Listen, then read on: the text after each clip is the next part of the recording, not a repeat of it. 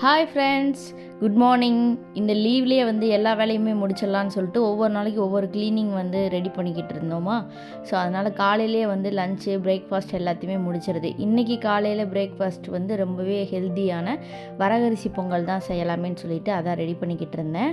First வந்து நெய்யில் கொஞ்சமாக இஞ்சி போட்டுட்டு அதுக்கப்புறமா ஊற வச்சுருக்க வரகரிசியும் பாசிப்பருப்பு ரெண்டையும் சேர்த்து கொஞ்சமாக உப்பு மஞ்சள்தூள் போட்டு நல்லா வந்து ப்ரெஷர் குக் பண்ணிக்கலாம்.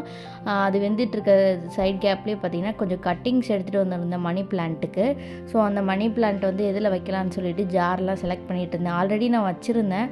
அது வந்து ஒரு தடவை ஊருக்கு போயிட்டு வரும்போது தண்ணி வந்து நிறைய ஓவராக இருந்தனால அது வந்து கொஞ்சம் பட்டு போன மாதிரி ஆயிடுச்சு. ஸோ அதனால் இந்த தடவை வந்து கொஞ்சம் பார்த்தே வைக்கலாமேன்னு சொல்லிட்டு கொஞ்சத்தை தண்ணிலையும் கொஞ்சத்தை வந்து மண்ணுலையுமே வந்து போட்டு வச்சுருக்கேன்.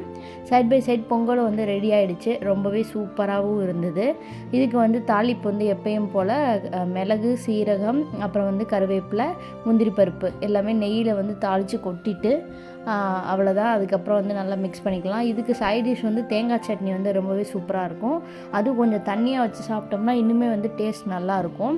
அதனால் அப்படியே வச்சாச்சு. சாப்பிட்டு முடித்தோடனே பார்த்திங்கன்னா அந்த ஸ்க்ரீன் எல்லாமே இன்றைக்கி வந்து கலட்டிட்டு அப்படியே டஸ்டிங் பண்ணிடலாம். அதே மாதிரி இது ஸ்க்ரீன் எல்லாமே வாஷ் பண்ணி போட்டுடலான்னு சொல்லிட்டு அந்த வேலையை தான் வந்து செஞ்சிட்ருக்கோம்.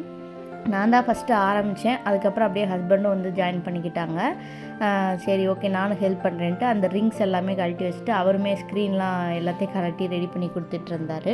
அப்படியே வந்து சோஃபா கவர் எல்லாத்தையுமே எடுத்து வாஷிங்கில் வந்து போட்டாச்சு. அன்றைக்கி நாள் எல்லாமே எங்களுக்கு இந்த மாதிரி தான் க்ளீனிங்னே போயிடுச்சு. நாளைக்கு ஆயுத பூஜை இல்லையா, ஸோ அதனால் வந்து கண்டிப்பாக தேவைன்னு சொல்லிட்டு இந்த வாஷிங் மிஷினில் எல்லாத்துக்கும் ஆப்ஷன் இருக்குது.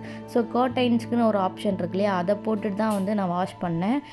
இந்த வாஷிங் மிஷின் எனக்கு ரொம்பவே யூஸ்ஃபுல்லாக இருக்குது. நாளைக்கு ஒரு வீடியோவில் வந்து இதோட ரிவ்யூ வந்து கேட்டிருந்தீங்க, கொடுக்குறேன். ஃபைனலாக எல்லாத்தையும் துவைச்சதெல்லாம் காய போட்டுட்டு அப்படியே வந்து ரெஸ்ட் எடுத்தாச்சு. நாளைக்கு இன்னொரு வீடியோவில் பார்க்கலாம். பாய்.